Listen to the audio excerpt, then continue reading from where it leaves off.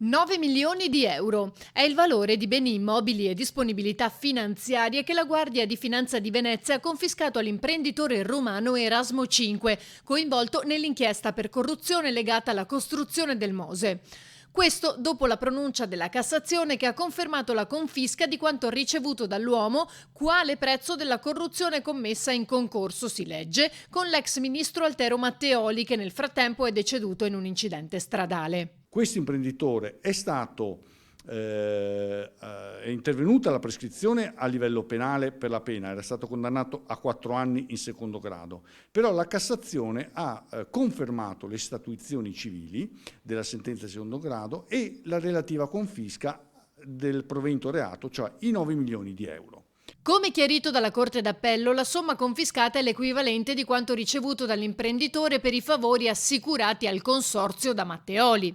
I fatti contestati riguardavano infatti l'assegnazione dei finanziamenti al consorzio per la bonifica dei canali di Porto Marghera e la nomina quale magistrato alle acque di Venezia di un presidente asservito ad esso.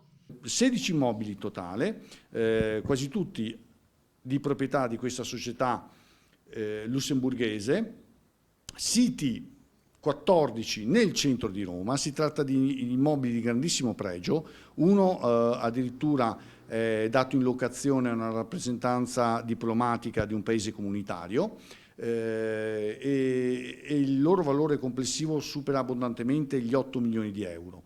E poi ci sono anche 2 immobili, sempre di pregio, 2 ville nel litorale romano, una ad Anzio ed una a Fregene.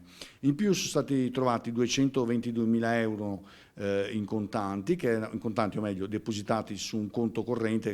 Un'ingente confisca che rende un po' di giustizia in un'amara pagina di storia. Se non si fosse arrivati a questa confisca, considerando che la sanzione penale, cioè i 4 anni di reclusione, sono stati cancellati dalla prescrizione, tutta l'attività investigativa e la giustizia concreta e sostanziale si sarebbe completamente perduta. Invece, almeno così, il profitto del reato è stato assicurato allo Stato.